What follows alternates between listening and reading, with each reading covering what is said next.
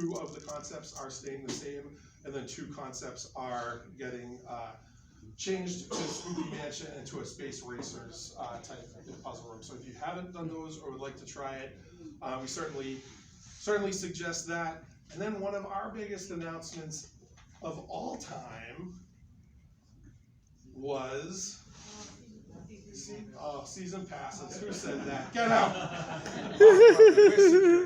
No, season passes. So this is one that we have been asked for every single day since 1902. Period. Every single day. You know, I wasn't here in 1902, but if you look in the diaries, we got emails then.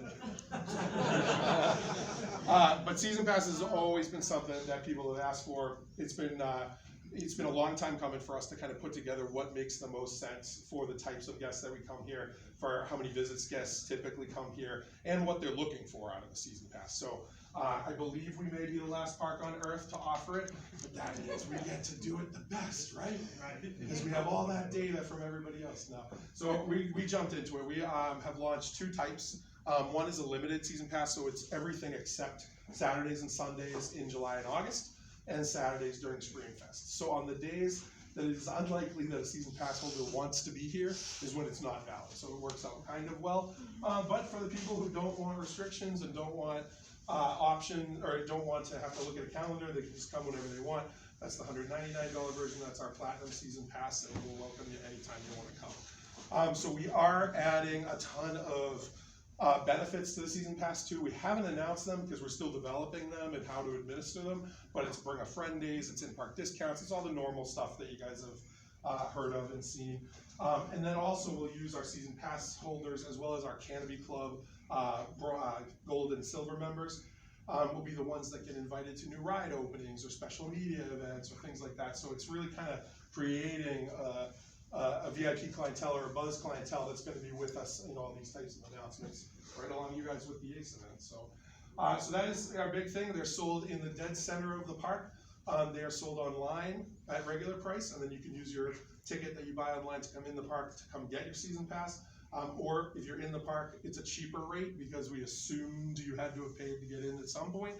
So it'll be about $40 cheaper if you buy it here in the park as an upgrade. So that's what we have for season passes. For this year, for our live entertainment, quite a bit going on. First, we have in the Dance Hall Theater, Twisted Circus is returning. So those of you who saw that, it's like a cirque meets vaudeville meets freak show meets a little bit of everything, but it's all feats of skill and strength, stunts and activities like that. We have our tribute artist Matt Lewis coming back for The King Lives for a weekend this summer.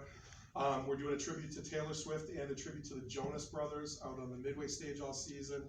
We're going to be doing the Critters Live show with the costume characters. Critters Live has replaced our vaudeville magic show on the village stage, so now the Canobie costume characters will have pretty much a whole day of fun and activities. You've been on a cruise, we're talking like Lido deck kind of stuff. There'll be trivia for kids, karaoke contests, but all administered through our costume characters as part of a big live show. So that'll be our village stage. Then we are also doing our mermaid program again, but Mermaid Plus Plus. So we have our mermaids that'll come visit Castaway Island every single day and tell stories to the kids and get everybody excited about getting in the water and talking water safety. But then we'll have an upcharge experience for swimming with mermaids, learn to swim with the mermaids, and learn about the Canobie mermaids. That'll happen every day after the water park closes by people who have reserved a spot as an upcharge to be able to take advantage of that. We did it 3 days last year and really didn't promote it or really talk about it. We just wanted to try it out to see if it worked.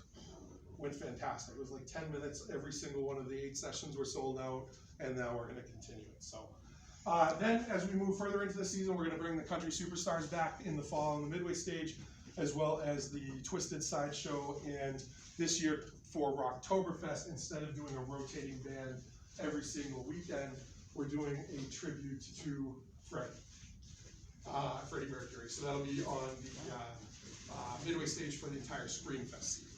So we have a pretty awesome lineup of live shows this year. And that is pretty much what we kind of have new. So Joseph has brought us some tickets that we can hand out. I know you had some for your raffle, but Justin, what do you think? Do we ask some questions? we let them ask questions. The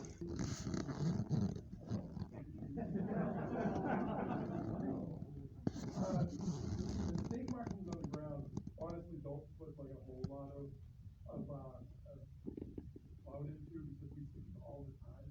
Similar to that model that you saw about that new data building, we call it the model museum, but we have probably like 100 of those that never are projects that never come to fruition. So, whether we're looking at a new ride, a new area, we'll stake it out, we'll see how it'll work, we'll see how it looks, and then inadvertently one of you will see it, and then you'll email or you'll post it, and then you're like, oh, I'm not thinking of it. But nothing has come to fruition. So there's no plans on corkscrew, there's no plans around corkscrew right now. I think the last time we had a bunch of stakes out, it was in anticipation of moving the train station down to the South Grove down there, so that was kind of marking out how big of an area we needed. And then when we saw that, we're like, yeah, this will work, so we'll do it. Yes? Well, since you brought up a model museum, yeah. Is there any way that you could possibly show off some of the crazy, wacky ideas that never actually saw the light of day for various The second I said model museum, I'm thinking, like, that would be fantastic to like put these out and let people see them. I'm sure you had some. They're literally just on shelves in offices. Especially when you're talking like from 1902 to now, I'm sure there were some pretty crazy ideas that came up that were like, there's just absolutely no way this would do it. No, and there's been projects that we've been all the way to like groundbreaking, and then one thing or another, and it disappears and goes onto the shelf. So the answer is yeah. Yeah. All right, I'll make a deal. I believe you guys are going to come back for an event or some point during this summer. At least we hope for you to come back during the event. And Russ and I are working on putting that together right now. So I will say that if you guys do come back for an event this summer, I will get as many models as I can get together that everyone's comfortable sharing. And I'll put them kind of down in the dance hall on some tables, and we can have like a Q&A with looking at those. I think that'd be fun as heck.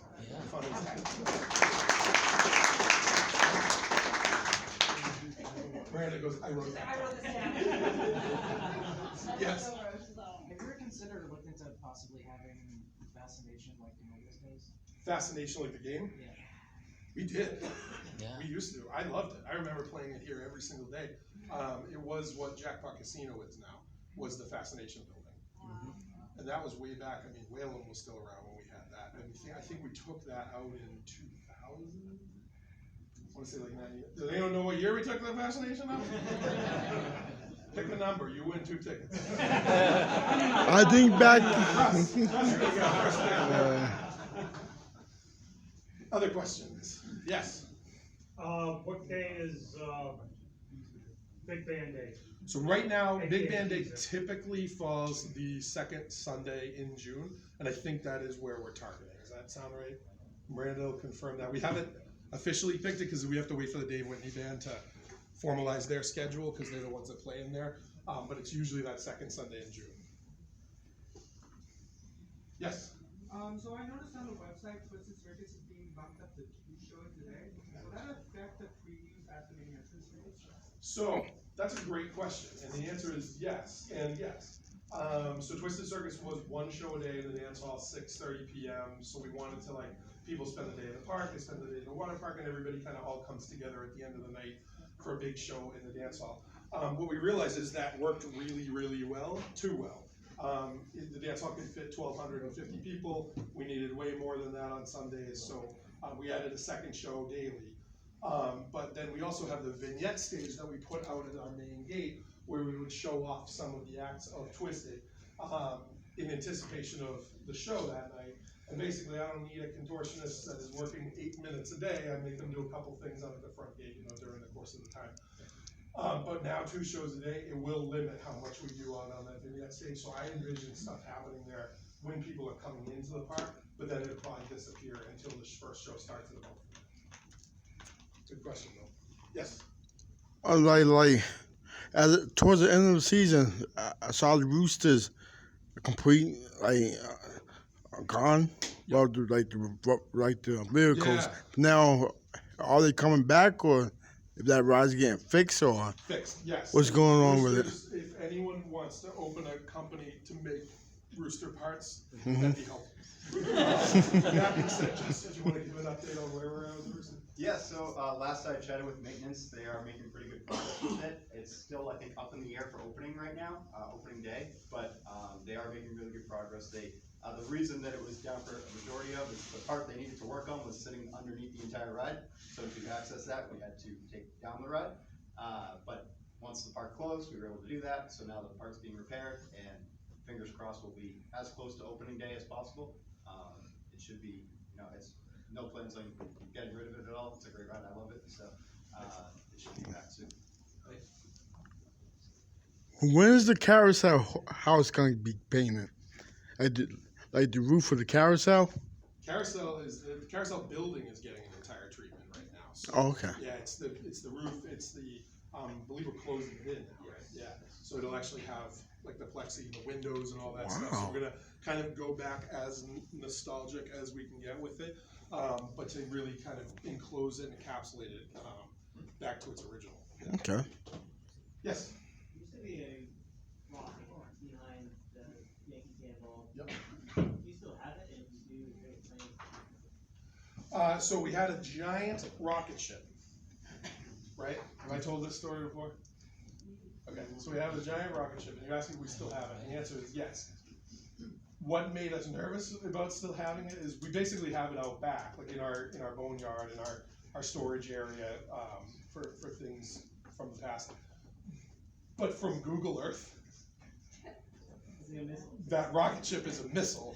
The storage area at Canobie Park, so we're like, look at Google Earth and we're like, we don't put a tarp over that or something. Put a tarp over it. So you can't see it. The answer is yes, we still have it. No, there's no way that we can do anything with it. But maybe eventually make it a giant time capsule one day and put it back into the earth where it came.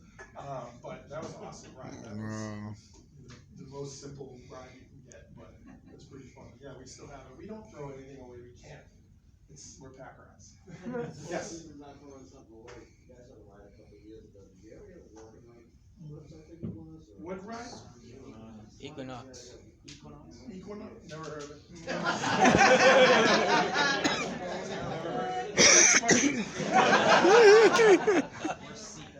Yeah, Equinox we did have.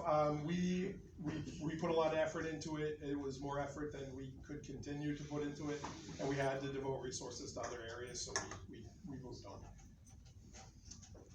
Any other questions? Yes. Now with the renovation of that arcade building, will it affect the TAP program, and will the TAP program move, TAP points or stuff like that? Yeah, so the TAP program is administered, that's the Canobie Club bracelet where you can get points for your visits and also points for every dollar you spend in the park, and then those points become experiences and free stuff. That is administered out of the Welcome Center, which is in the second center of the park behind Kittyland, between Kittyland and the Boston Tea Party area. The building is not affecting that program at all. And any of the new games will still have the portable scanners to be able to pay for the game with that. And the scan box that was in there to get your points, the 2 points that were in there, will be also back in there. Yes? Yeah, that mirror house you used to have there? Yes. Do you still have that somewhere in storage, and will you ever bring it back, or? The mirror house also won't come back. Do we have that? I don't think I've seen that. I think that one was time to go, yeah. Yeah, I haven't seen that one yet. Yes? Do you have any room to expand either to the north or south end? There's always room to expand. I mean, we still have plenty of room within the geography. Like if you think about, right now, the upper train station, there's a giant area right in the middle of the park that something could happen. There's the large. There with the neighbors. What's that? You've got noise there with neighbors. I mean, we're an amusement park in the middle of a neighborhood, so that definitely is a challenge, and we have to use that in consideration of where and what we put in. But in the park proper, we still have plenty of room for more things before we have to start like chipping away at the edges. Yes. Would that hot dog stand wherever came back? When it used to be at like where's it like just like ice chest is at now? No, so the hot dog stand, the giant carved foam hot dog. Oh my God, do you remember that? Had the butter lathered bread. Tell you, this doesn't just happen. But Yeah, no, those hot dogs were fantastic. Frisbee with the liquid cheese, onions, and Yes, please.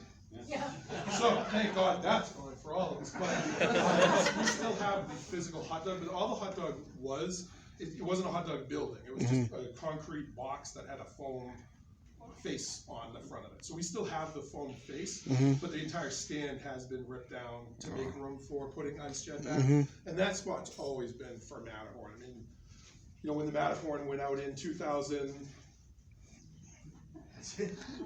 Ah. 2000. 6? 2006. I had it.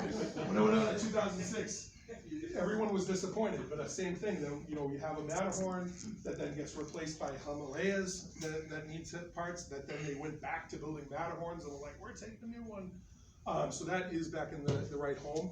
Hot dog hasn't been reinstalled only because that was the perfect area for it. And what we did is when we moved the tiki maze out, we kind of wanted to create like a barbecue, like an open air barbecue pit area. So that kind of became the new hot dog. So I don't see that coming back, but those hot dog product offerings could definitely come back in various food stands. When you were talking about food, asked guys at Great Escape, any thought about adding more meat-free options? So yes, the question was about meat-free options. We listen to feedback from you guys, we listen to feedback from guests literally all year about what they would like to see. More meatless options was definitely there, more gluten-free options. For this year, during Screenfest, we went as far as we added a ton of more gluten-free options, and let's just, for that particular allergen, but then we made a specific gluten-free menu for traveling around the park just for those individuals that went really well. So now I think we want to try to do that for all the other different types of, whether it's vegan or whether it's, you know, vegetarian or stuff like that. There could be a food menu that's just catered to what you're interested in, rather than having here's all of our options at every place. So adding more items, yes, and then being able to properly communicate those items to guests, yes. Yes. Now, like, I love y'all boat ride. Yeah. But thing about like during summer, y'all have like long lines. But now, will y'all ever bring back the old Canobie Queen? Like the riverboat? Yeah. Oh, wow. If that will ever come back? Is it gonna come back? No. I mean, I don't know if it's a no. Right now, there's no plans to bring it back. First, the pontoon boats work really well and are super easy to operate and maintain. And you also got to figure that we have to, like, you know, if we put an authentic 24 gauge steam train in, now we need steam engine operators too. It's not just, you know, ride operators. So same thing with that. To operate the boats with guests, it has to be commercial boat pilots that we're doing. Justin and I are actually commercial boat pilots as well, just because we have boats and we are a commercial business, so we have to have the certifications. But there's a lot more training involved if we were to go back to a riverboat type thing, and that could be difficult to operate, and we don't want to under-deliver to our guests. That, in addition to, if you guys remember from way back when we did start rebuilding the Canobie Queen, there was some issues with its construction that ultimately ended up in it being scrapped, and I think that has turned us off so much on that, we aren't building another one. So that's the boat. But the pontoon boat, was that 50 passengers? 49. That was close. You can take this two crew members. Two crew members. That one's working out really well, and people seem to enjoy it. You are right, on those longer days we have lines. And are you still doing the ticketing thing? Yes, so we do the ticket system on busier days. Typically, if there's any portion of a line after we've loaded the boat, we consider that a ticket day, so they'll start handing out tickets, and we're still working on really communicating that as best as possible to our guests, because some people don't understand. They think it's my ticket, I can leave, go do other things and come back, and that's not, it's just like any other ride, you still have to wait there, but that's making sure you don't get cut in line on the boat because you're waiting for, you know, half an hour to get on. So it's very popular, especially on those busy days.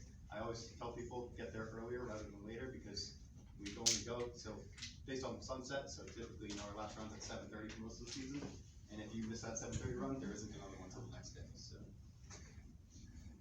Yes. Is there any plans on working on the Cannonball station to make it easier to choose your row? There's no projects currently being worked on for like the Cannonball station. Easier to choose your row. it really is the way that station's built, you know, it's first come, first serve, you know, you have to do counts and figure out where you're at in the line, but, yeah, no current plans for that station. Yes? Any plans to ever bring it back to two-train operation? Again, I don't wanna say no, because that's always in a plan and in the plans, but we're not currently actively working on that. I think, you know, long-term, that is the hope, but we gotta weigh, you know, where the priorities lie, cause that is an enormously expensive project to redo the station, redo the, you know, pass-through loading and all that kind of stuff. To make it efficient to do a two-train operation, and at this point, we've been spending that in water and rides and stuff like that, so again, hopefully it's still on the list, but it's not active on the list. Yes? Has there been any recent thought on adding a single rider line to Cannonball? Has there been? I know we've looked at certain things with the current construct of it, it doesn't seem feasible, just how it's laid out. We're definitely still looking into ways to try to accommodate that, and, you know, I think as we continue to go on, and I know Untamed has a single rider's line, it's not as frequented as I think a lot of people think. A lot of people don't even realize it's there. I strongly recommend going to it. But I would love to put one into the Cannonball, we're just kind of limited in that space right now. But Untamed, it makes sense, cause you may need one like every run. The Cannonball is just so long of a process that the chances of having a seat left are pretty low. Yes? I know it may be too soon, but is there any talks to possibly enhance it as a haunt again for this year's Street Fest? Yes, absolutely, and yes, for this year's Street Fest. So those of you who have been here, we are looking at taking a couple of our staple ones and retheming them entirely. And then we are potentially looking to add a sixth full haunt as well, just because those Saturday nights when we're super busy and we need places to have guests be able to enjoy it. So we're not exactly sure where that sixth one would go or how, but that's what we're working on right now. Yes? You're gonna hate me for this, Chris. What's that? Since many The years ago, lights before you and started the the Halloween thing, Psychodrome. several of us suggested that you should be open for Halloween, Yeah. and it's been successful. I'm now gonna make another suggestion to you that you should It's think been about. successful here? I think your Halloween event's been successful here. Oh, open for Halloween? Yes, Yeah, being yeah, open for Halloween. absolutely. Why not investigate something similar to doing that for the holidays, Yes. like Christmas time? Yes, I love it. Let's do it. What do we need? Some lights? The answer is yeah, we are absolutely looking at that. We're always looking at that. And year to year, being totally honest with you, it's not that we don't want to do it. It's that 120 years ago, we were opened as a 3-season or 2-season or 1-season facility. And that means water lines and electrical lines. You know, there's a lot of winterization that needs to go on for this place to be able to open in freezing temperatures with food stands, bathrooms, anything revolving water or humans. So we're doing that, like as we're building, you know, with our new front gate, we turn, that is 4 seasons, you know, with our new restaurants or new stands or anything we're doing renovations, like we're making progress towards that. You are planning on trying to go in I this think direction. we're chipping away at the stuff that we know would be an obstacle for us if we chose to go that direction. There is no plans to go that direction right now, and it's not on a 1-year or a 5-year plan. It's just on a like, let's get ourselves well set up first and then really have the conversation. So I would love it. I'm like all about it. I'm all about it. Yes. So you have 2 months of experience now with the season passes, so I wondering if you comment on what your sort of uptake you've had on them and how you've seen it affect your crowds during those 2 months. So when you say 2 months, it really was like 16 days because we're open just the weekends. Right. So there was definitely like an immediate, like, oh my God, you have season pass now, because we were also pretty like secretive, or not, I wouldn't say secretive, but we weren't out there like on the internet or radio or TV saying like, we have this now. We kind of just like opened that day, and like if people saw a couple banners or signage, like, you know, even like our team members, I think would we send out a notification like that morning, like, P.S. if anyone asks, we do season passes now. What's that? I walked into the park at 8 in the morning and saw the banner. Yeah. Like, oh, cool.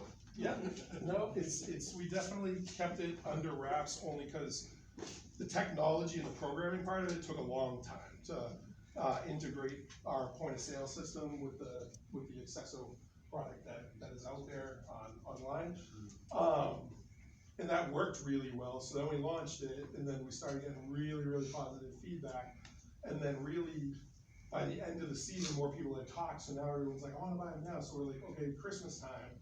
So then we sold them at the mall booths as well this year at Burlington Mall and Mall at Rockingham Park, and it did really, really well there too. And then now this time of year is kind of like a pause until, you know, March and April, when we really get into the spring. So far, we're very pleased with the results.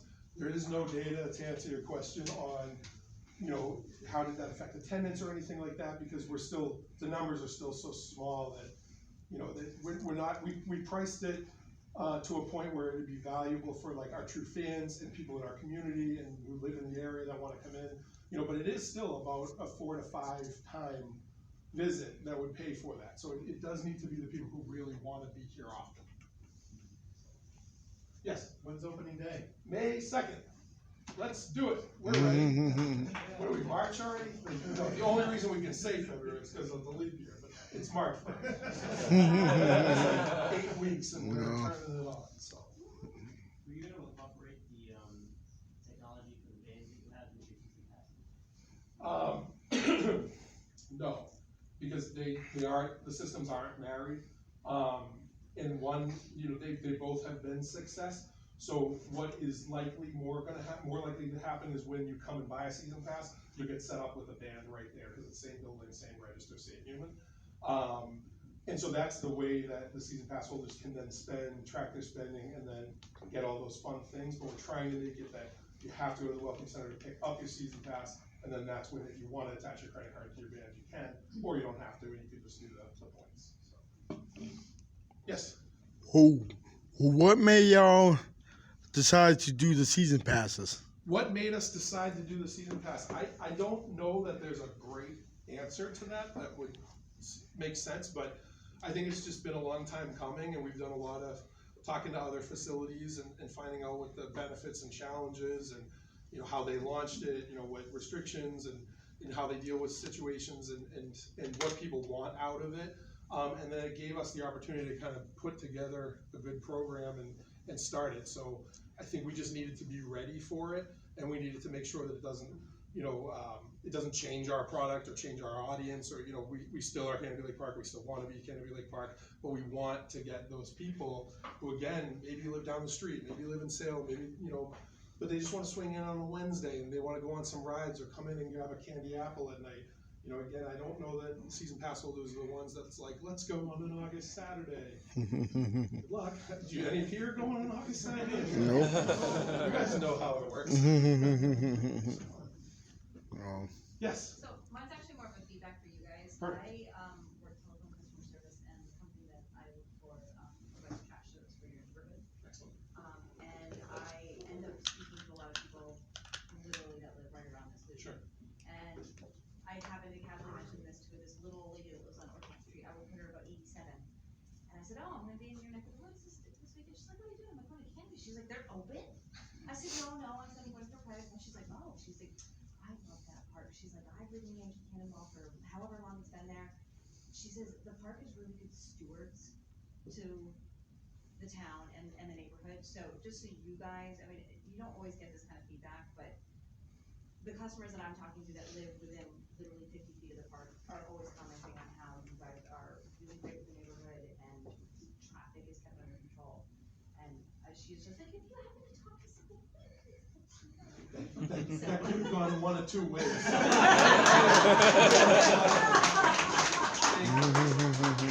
No, that's awesome, and we try, I mean, you know, we don't like to boast about like what the park does for the community, but we are involved in it at a time. I'm the president of the Boys and Girls Club down the street. The park's super involved with a ton of nonprofits, and we actually donate annually to 1,200 organizations. So we want to be good stewards, and we want to be good neighbors, and we have to take that into consideration, you know, for everything that we do.